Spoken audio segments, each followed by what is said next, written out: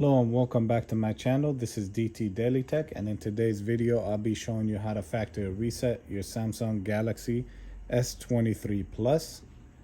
First, make sure to power off the phone. Press both side and volume up keys.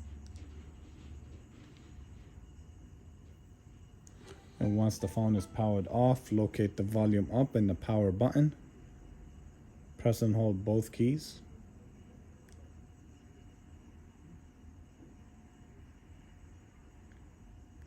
Once it comes on, release your finger off of the power button. Continue holding the volume up.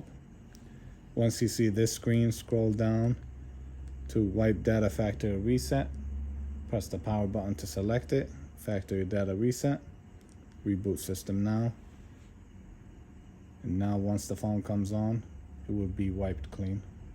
Thank you for watching. If you found this video helpful, please like and subscribe. Thank you.